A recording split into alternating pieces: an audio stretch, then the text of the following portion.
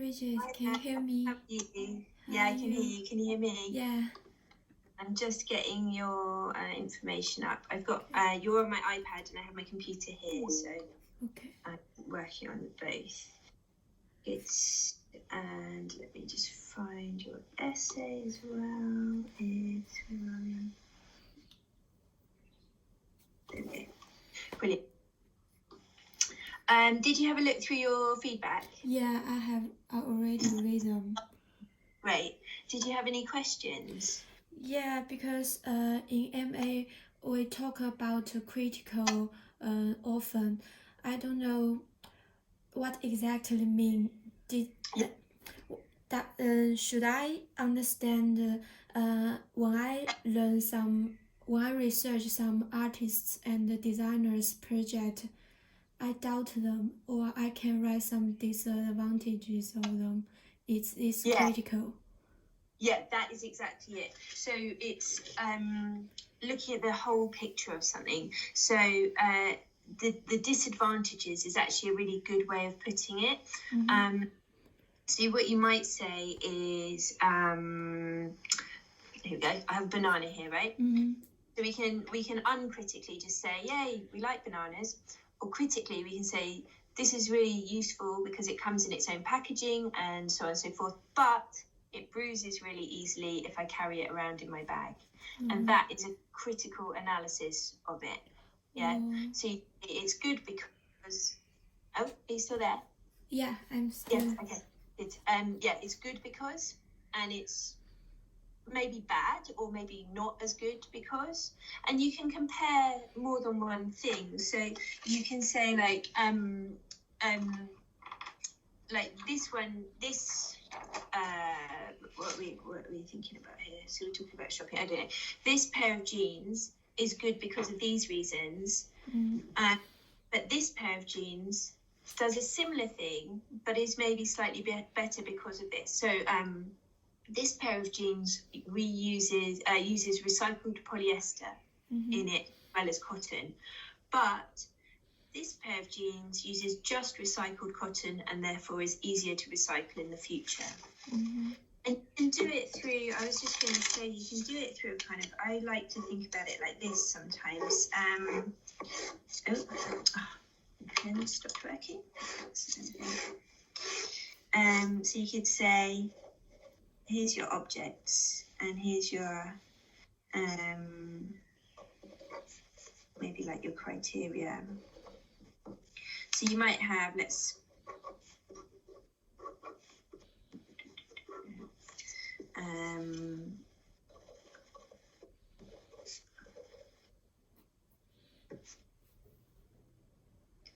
so you might do it, you might think about it like this, right? Mm-hmm. You might say, here's the things I'm looking at, or the ideas. This can be ideas or people or objects, whatever. And here are the kind of criteria that I'm measuring it against, you know. So I put jeans and I put material, recyclable, expensive, you know. And then you can sort of say, okay, this is good, bad, this is good, bad. And then you can kind of compare the different ones. Do you see what I mean? So if you think about it in a visual sense, this is one way of being critical. If that does that make sense? Yeah. Thank you. I think with what you're talking about,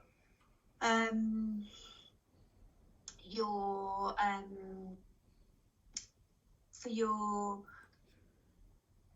context, what I was really hoping to see more of now, I think you can add more of in now, is your kind of creative context. And you can talk about who's making, I've suggested works about consumption or overconsumption. And there's lots of people doing that. And you can kind of compare and contrast those artworks. You know, you could look at Christian Boltanski, for example. He uses recycled clothes to make a sort of big sculptural impact. And you could compare it to something like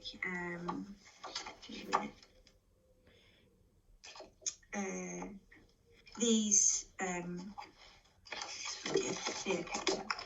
you know, you could compare it to something like these chairs, which make a functional product from waste textiles. Do you want the name? Okay. I'll give you the name. So you have like two people working with waste textiles. One is making product, but it's very, very expensive and doesn't use very much of the textile. The other one is making artworks which show us the kind of impact of it, but don't necessarily do anything productive with the textiles afterwards, if you see what I mean. Hold on. So one is Christian Boltanski. I might have even put his name in here. And then is it Raw Edges? Hold on, let me just check that I've got the right name for it. Is it Raw Edges? 1 minute. Oh no, not those. Where is it? What's your name? What's your name? Studio Nito, that's it. Or Studio Nito.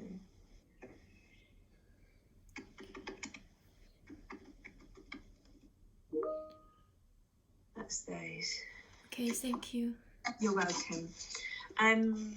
The examples that I put into your feedback, Michael Landy, I mean, again, his was an artwork, but he literally ground down, he put into a grinder all of his possessions, you know, and he broke them down.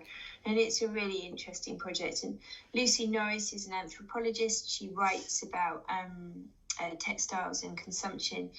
And Tim Dant is another anthropologist, and he writes about it. Lucy Norris's work is really interesting because she often works with a photographer and creates these kind of beautiful, powerful images as well. It's difficult being critical. You don't confuse it with being rude, right? You're not. We're not asking you to be dismissive of people's work or be rude about it. We're asking you to be open-eyed about it. It's good because of this. It's not so good because of that. And then you can say, in my work, I'd like to take these ideas and see if I can make something, you know, just using the bits that I think are good from those projects. Do you see what I mean? So you can kind of analyse it and then take it forward into your practice that way. Yeah, when we talk about critical, it's about writing, also practice, right? Yeah, exactly. So you can talk about practice critically in the way that you would write about practice critically. Your practice can also be critical in and of itself. It can make a statement. It can take a position. And it can sort of say, you can say through an object, I am trying to address this problem, or I am for this idea and against that idea. So those chairs, for example, made from waste textiles, they're clearly saying, I'm trying to make use of a waste material. They don't hide what they're made from. You know, as an object, you can see they only use 3 or 4, 10 garments in each one. So they're also clearly not going to solve overconsumption through making those chairs. But they are in and of themselves they are a critical object. Does that make sense? Yeah. It's tricky, trust me. Yeah. I know it is. Do you think if in my project, this one project, I talk about too much topic like identity, self, or sorry, let's check. Oh yeah, you've got Christian Boltanski in there. Sorry, yeah, you know his work. Or and consumer culture. I mean, this 3 topic is very huge topic. If I talk about them all, it's good or it's not good. I think it's good to talk about them because they are all so intermingled. Like your identity, yourself, your consumer, your consumer practices, and also consumer culture in general. but you can use a sentence like, I cannot cover all the literature about identity in this essay. Yeah. So I pulled a couple of key ideas that resonate with me and my practice. Should I write something like that in here? So you can say something like this: I cannot cover all the course of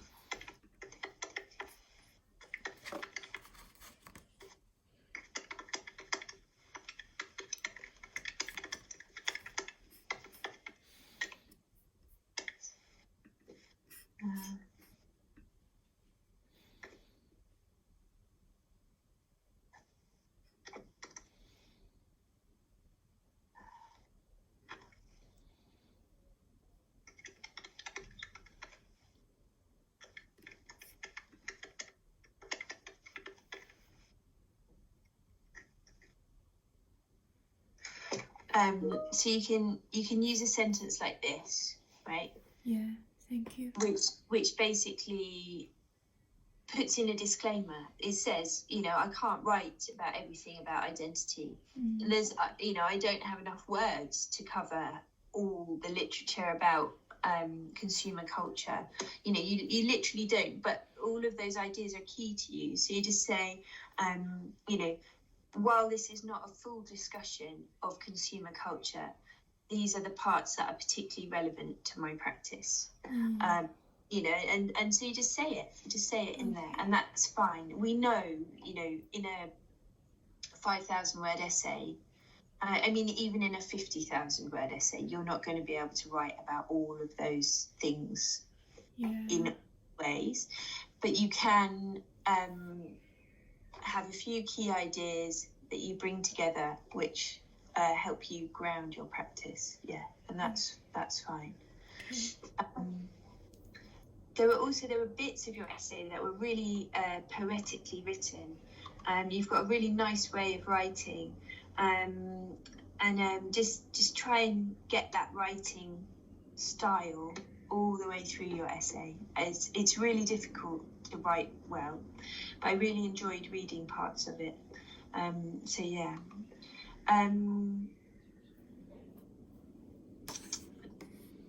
Portraits.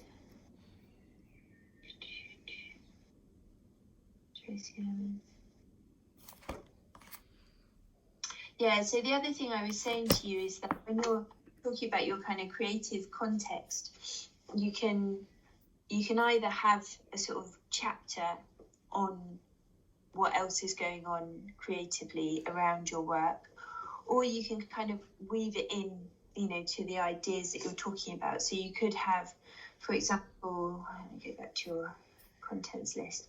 You could have in your section about compulsive buying, do you have a couple of artworks, examples of artworks by other people that are talking about compulsive buying in that chapter?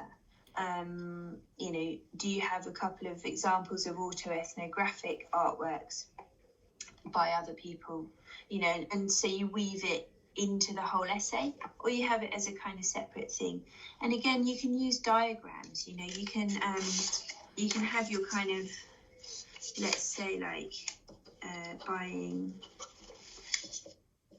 identity, and sort of self. If those are your kind of three areas, you could have almost,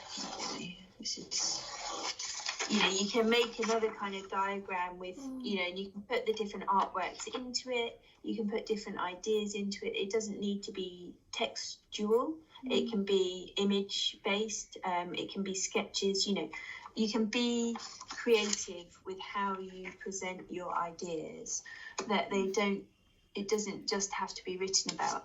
And sometimes I think it's easier to make a map of some form or a diagram of some form and then write about that than to just try and write straight into a page, if you see what. I think so. Let me just check the other bits we wrote.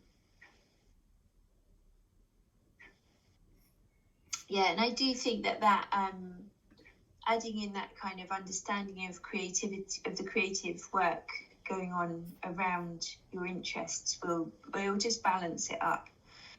We forget sometimes when we're writing that we are also creative practitioners, and actually we can focus our writing on artworks, on fashion, on on the things and the practices that we're really interested in, because we sort of think, right, it's writing, we have to be very, very academic about it and only read things and write about what we've read. But you can include documentaries, you can talk about exhibitions, you can talk about specific objects, you can talk about ways that people are doing things. You can use lots of, like I say, lots of imagery, lots of diagrams to kind of help us, the reader, understand that more. I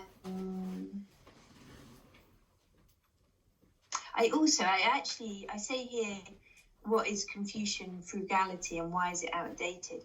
I really love that phrase. I mean, there's something really nice about it, and I just think it's like worth sort of unpicking a little bit more.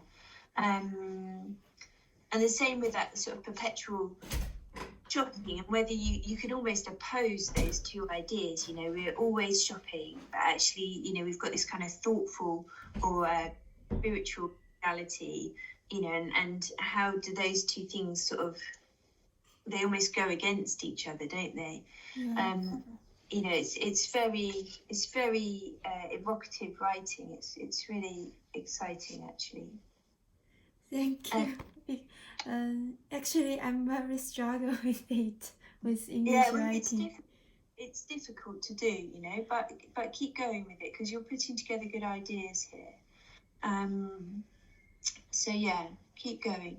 Just before we finish, do you have any other questions? Yeah, do you think this, because in this project, in the first term, I want to talk about material, texture. I want to use some kind of material to heal people.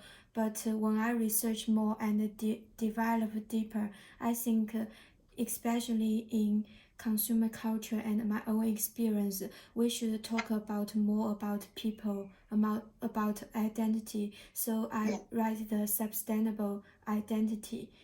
Yeah. Maybe it's a new words for me, because so far I don't read a lot about sustainable identity. But do you think it makes sense? Because in most textile fields, we talk about a lot of sustainable material, recycled material. But I want to, maybe in this project, I think it's more suitable to talk about people, like relationship and behavior. Yeah, I think it's absolutely appropriate, and I think it's really interesting that your research led you to this point. Mm-hmm. And I think one word that you might find useful, if you don't know it already, is this: mindset. So you might find that word useful, because I think that you're right that a lot of sustainability, it's all very well making something from organic cotton, but if people aren't keeping it or aren't recycling it or renting it or whatever it is, then it doesn't really make any difference to the bigger problem. Yeah. We understand ourselves and we understand why we do things and what we do. We've got a greater chance of developing that kind of relationship with the material things. Mm-hmm. That means more careful with it. So I think it's a really key area of research, and I think it's really appropriate for you to keep looking at it. When you do you haven't handed in your MPP yet, have you? No. So one thing you might do in that mm-hmm. is have a little sort of reflective statement. You might say, this has changed quite a lot from Unit 1 because my research showed me that actually it's less for me about material and more about how we are, and you can say that in there, and it's a really you know, it's an important moment of thought for you, and a sort of big decision as well, because it changes the direction of your project quite a lot. But it makes sense, and your essay is backing that up. So yeah, it's good. Thank you. Our MPP tutor is also you and me next. Yeah. Okay, thank you. Great. It might be when you might see one of the other tutors, but I am definitely, I'm definitely doing. Is handing in next week, right? Yeah. No, 2 weeks. 2 weeks. 2 weeks. Yeah. June. So definitely assessing some of them, but I don't know who's yet. Okay. Thank you. Yeah, but it'll be the same group of us. So yeah, cool. But I should see the next person. Okay, thank you for your advice. I will speak. You're welcome, and you know, my door is always open, so drop me an email or a message on Teams if you have any other questions. Okay. Okay, thank you. Bye bye. Have a good Right. day. Bye.